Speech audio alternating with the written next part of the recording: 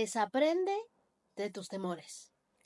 La publicidad y el marketing lo usan tremendamente porque vende. ¿Y de qué te estoy hablando? Del temor. Temor es la fe de que algo malo nos va a pasar. El temor es la expectación de algo malo. Así que cuando estamos siendo negativos, estamos temiendo. El temor es el apellido del diablo. El temor es una de las cosas más nocivas que se produce en nuestra vida. El temor produce angustia. El temor produce ansiedad, opresión, insomnio, estrés, locura, crisis nerviosa, histerismo, esclavitud, derrota. Muchas de estas cosas vienen por temor. Hay enfermedades que son psicosomáticas. El suicidio, por ejemplo, es el temor al futuro que es más fuerte que el amor por la vida. Una muerte, un asesinato. Hay gente que mata por temor a ser descubierta, a no poder ser la persona que Dios planeó que fuéramos. El temor suele ser el mayor impedimento espiritual para que la gente pueda creer completamente en Dios. No en vano, la Biblia dice en 1 de Juan, capítulo 4, verso 18, el temor lleva en sí castigo. Por ejemplo, si te tienen que hacer una endodoncia y le tienes temor al dentista una semana antes de tu cita, ya estás pensando que no vas a poder pasar la cita. No pienses en otra cosa. Cada vez que piensas en eso te aterras. ¿Qué te hace el temor? Sufriste 7 días antes en lugar de un momento. O una hora en todo caso, ¿no? Nunca vamos a poder enfrentar grandes batallas con temor en nuestras vidas, porque el temor es un freno que te limita, es una parálisis que te impide avanzar. El temor es una enfermedad que nace en nuestro corazón y al igual que toda enfermedad nos limita, nos debilita y nos puede llegar a destruir tu futuro y nuestra propia vida. La Biblia dice en Proverbios capítulo 29, verso 25, que el temor al hombre es una trampa peligrosa, pero la confianza en el Señor trae seguridad. Dice que el temor pone un lazo, de manera que te domina y no te deja avanzar. Es como si estuvieras atado. Detrás de todo temor está la risa del diablo, que busca hacernos dudar de lo que dice la Biblia, del cuidado de Dios y de su amor por nosotros. Y es que el diablo nos hace creer que nosotros somos quienes estamos encargados de protegernos. Cuando hace un día te estuve diciendo que Dios es el que nos cuida y Él es el que nos protege. El temor se saltea a Dios por completo. No lo toma en cuenta. Temor es fe en lo que dice el diablo. Pero fe es poner toda nuestra confianza en Dios. Por ejemplo, la palabra de Dios dice que por la llaga de Jesús nosotros hemos sido sanados. Sin embargo, los médicos puede que nos digan algo diferente. ¿A quién le vamos a creer? Mientras más creamos, mayor se va a volver Dios en nuestras vidas. Mientras más grande sea Dios en tu vida, más pequeños van a ser tus temores. Yo te pregunto, ¿de qué tamaño es tu Dios? ¿Es lo suficientemente grande como para hacer lo que sea en tu mente? ¿O hay límites que Él no puede hacer? ¿Qué podrías hacer hoy tú para comenzar a vivir con un concepto grandioso de Dios y lo mejor de Dios para ti? Muchas veces el temor es una consecuencia de nuestro pecado. Hasta el mundo dice, quien no la debe, no la teme. Cuando Adán y Eva pecaron, ellos sintieron por primera vez el miedo y se escondieron. En el fondo de nuestro corazón, toda persona sabe cuando está obrando mal, sabe cuando está pecando. Y cuando peca, el temor la ataca. El temor, la Biblia dice, lleva muerte en sí mismo. El temor lleva muerte en sí mismo. Un temor llevado al máximo hace que la gente se suicide antes de tratar de enfrentar ese temor.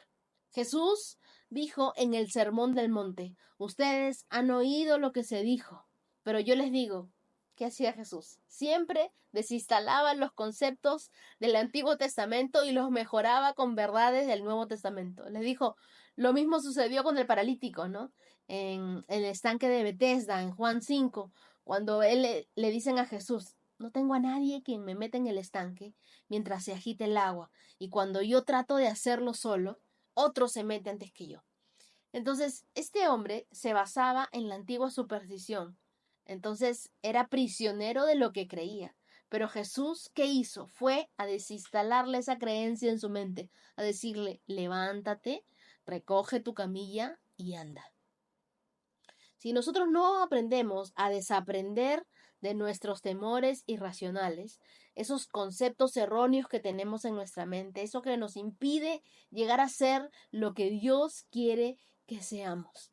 Muchas personas viven atemorizadas porque algo malo les va a suceder, porque no se sienten bien, tienen temor de que algo malo les va a suceder a su familia, de que no van a lograr ascender en el trabajo, de que algo malo va a suceder con sus discípulos.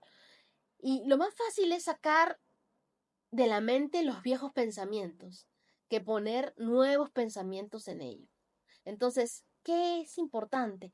Que nosotros desaprendamos nuestros temores, que no sigamos avanzando con las mismas limitaciones en nuestra vida. Desaprender es algo que exige más que una simple reprogramación de nuestro cerebro.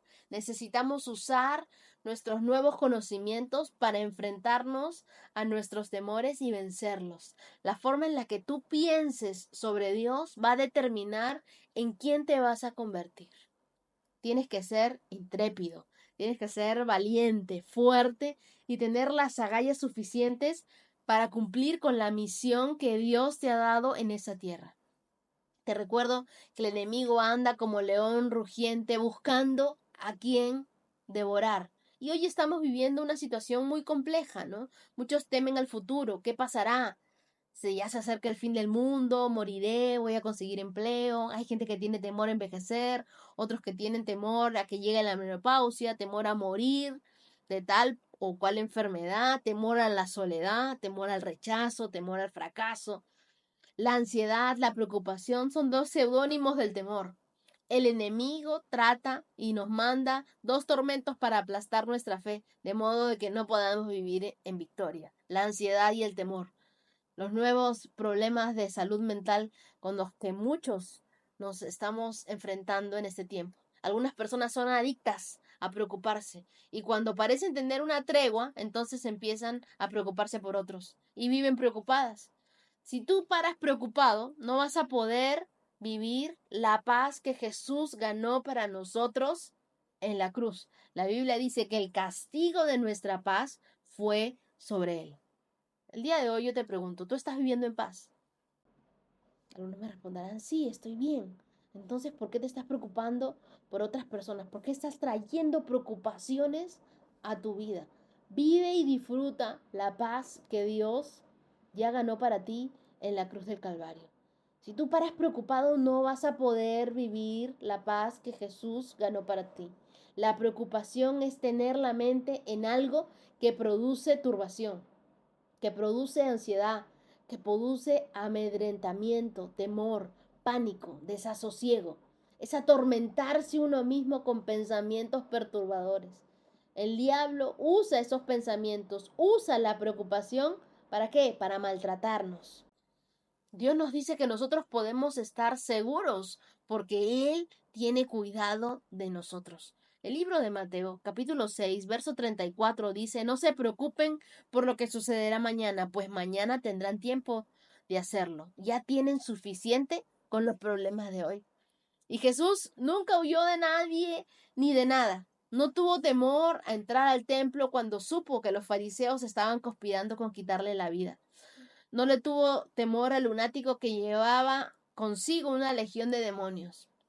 Y cuando estaba con la banda de los linchadores que llegó a arrestarlos, ¿qué hizo? No corrió a esconderse, sino la Biblia nos dice que él salió al encuentro y se identificó. Qué valiente, ¿verdad?